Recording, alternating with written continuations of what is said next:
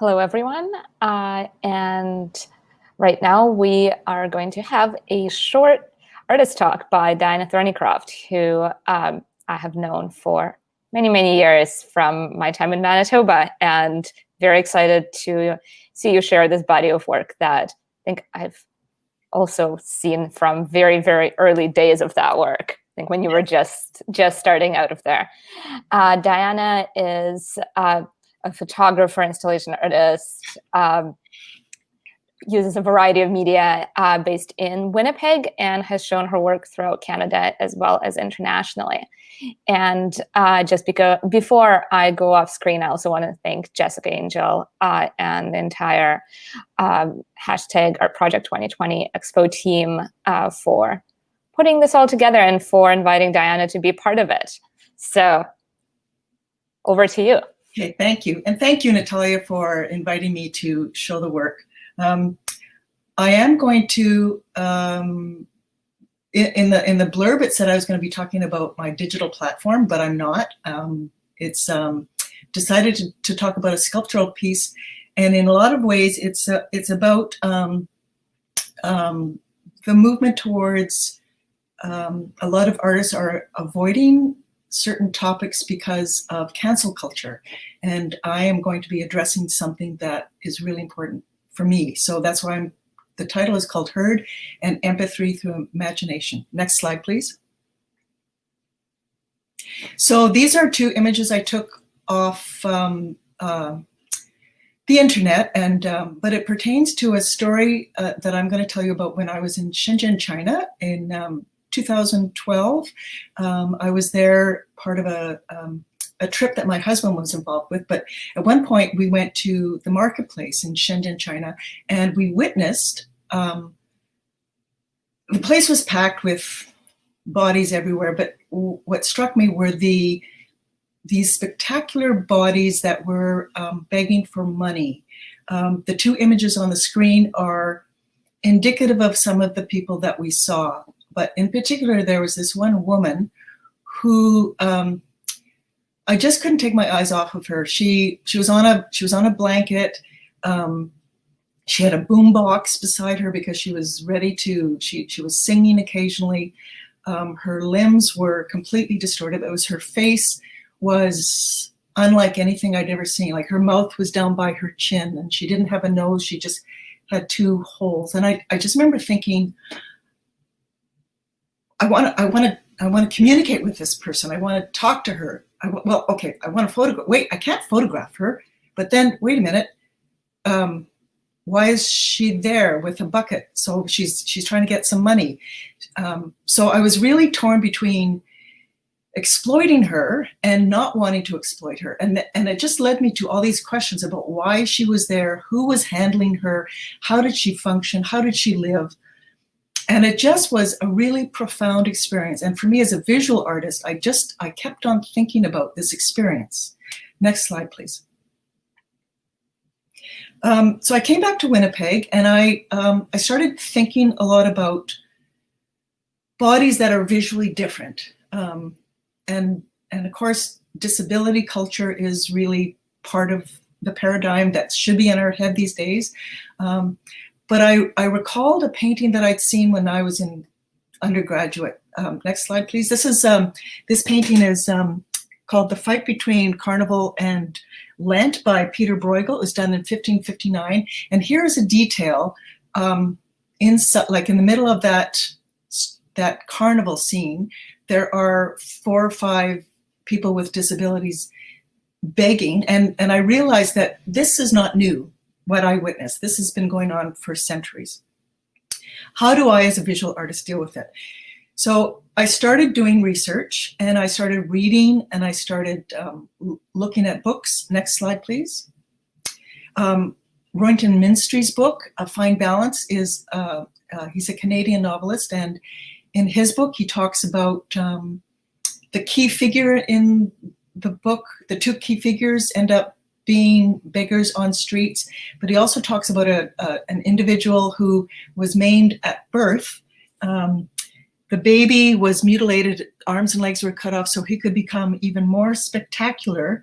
And through that violence and through the difference of his body, he would generate a bigger income because people would be more empathetic towards him. And of course, Slumdog Millionaire is another film that deals with the same issue. Next slide, please. I was reading about circuses and of course freak shows, and this is the Bunker twins, Cheng and Eng Bunker. That's where the word Siamese twins comes from. And the other couple, it's Daisy and Violet Hilton. They were in many circuses, and in fact, these four people had their own agency. They were able to function and live fairly rich lives. Next slide, please. And today in the United States, there's famous sisters, Brittany and Abby Hensel, and they've been featured on Oprah many times and featured in obviously Life magazine, and now they're in their 20s, and the parents decided right from the beginning to treat them as normal kids. And it's interesting because you see, I've been in the research, I saw people at various places throughout their town that they live in, and people are just used to them, which is hopefully what will happen. Anyway, next slide, please. In my research, I discovered, of course, that animals, humans can become conjoined, but many, many animals are conjoined. And these are considered birth defects, but of course that language is fraught with difficulties. Next slide, please. In addition to conjoined twins, there's a phrase, it's called the parasitic twin. And humans, obviously, babies can have parasitic twins, but it's fairly common in animals as well. Next slide, please. And so in doing research, I would Google disabled animals, and these three photographs amongst many, many photographs came up. So as I was working through my ideas and reading about all these things, I thought, okay, I want to do work about this. I don't want to use humans. So what do I use? And I discovered Breyer horses. Next slide, please. Of which there are thousands, especially if you go on eBay and bid for lots. But I'd been collecting these horses previous to going to China because I was using animals in my other practice. And the thing, what's pretty great about a horse is that of all the animals, especially pets, and some people do have horses as pets, it's the one animal that cannot be, once its leg is broken, normally it's so fragile, the horse is put down. So here's this incredibly strong, beautiful animal, and it's probably the most vulnerable to accidents and leg breaks and things like that. So at first, what I did was I started just taking the Breyer horse, and I would cut the legs off and spend endless hours just working on the bodies themselves. Next slide, please. Here are two examples. I started using Sculpey, which is it's a clay you can bake in your oven. And so the top one is a regular horse that I just altered by adding Sculpey to it. And the bottom one I've added, I did remove one leg and altered the mouth, but they're pretty standard. But then one day I discovered that, so Sculpey you're supposed to bake at 275, and I covered a horse with Sculpey and I baked it at 275. Next slide. And this is what happened. The plastic melted and the Sculpey kind of fell off, but the plastic melted, and I'm not going to discuss what my family's reaction was to having plastic in our house. It was horrible and terribly unhealthy. However, when I saw the horse, I realized that this horse really looked like the body of the woman I'd seen in China. And I realized this was what I had to do, was really physically alter the body of the horse. So I started doing this. And again, this is another example. So I would melt the horse, and I figured out a system that was healthy. I'd covered it with tin foil and melt the plastic and then take it outside and actually work with it. So when you look at this, there's I would spend up to a week embellishing each of these horses, and the drawing is it's color pencil crayon on top of Sculpey, but I also would use other materials. Next slide, please. So this is an example of me just using crayon on the horse, but you can see that I just gently pushed the horse down so its legs were melted, and it's sort of just the legs folded into the ground. But my intent at this point was to make each of these horses as exquisitely beautiful as possible. Next slide, please. In addition to using the horse, I didn't want the horses to be specifically horse like all the time. I wanted them to be mutants, and so I started adding limbs from G.I. Joes. And here's an example. Next one, please. This is another one where you see the back leg is another leg from a G.I. Joe. This one, I call this sitting horse. I again would spend hours and hours embellishing these horses, making them look really, really beautiful. And I wanted them to have this presence. I wanted them to have this aura of exquisite beauty.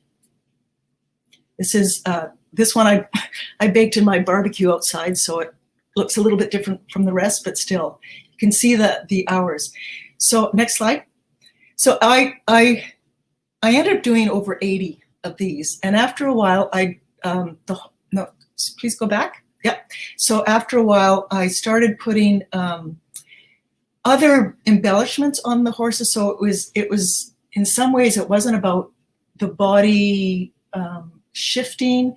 I also wanted them to become spectacular, and in a way that, well, what the word spectacle embraces. Next slide. Sorry, next slide, please. This is one I called Horse with Quills, and just a little note. I did this when my cat Larry was really sick, and so some of his body fur is mixed in with onto the skin of the horse. So as I said, I did about over 80 of these, and I wanted to present them in a way that would show. Diana. That's it? Okay, sorry. We're over? Okay. Hi, Diana. I've been tasked with getting it to wrap up. Okay, so this is the final one. Okay. Yeah. Awesome. Yeah. Okay, sorry. So Herd, the next one. It's the final one where I ended up showing them on this majestic. Yep, you can keep on going through this majestic 40-foot ramp, and I just want to end with a text that. And you keep on going. Yep, I'm just going to end with this text. So one purpose of literature is to enable readers to inhabit the inner worlds of characters unlike themselves. If we decide that authors are incapable of such leaps of invention, why would we believe they are possible for readers?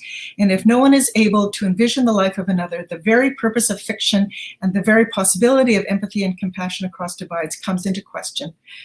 If authors were confined to writing only about their personal experiences, countless great works of literature could never have been published, and the canvas for creativity would be drastically shrunken. And this is just quickly, it's in response to people who said that I should not, as an able-bodied person, should not be making work about disabled bodies. And I firmly disagree. So that's my talk. Thanks. Thank you so much, Diana.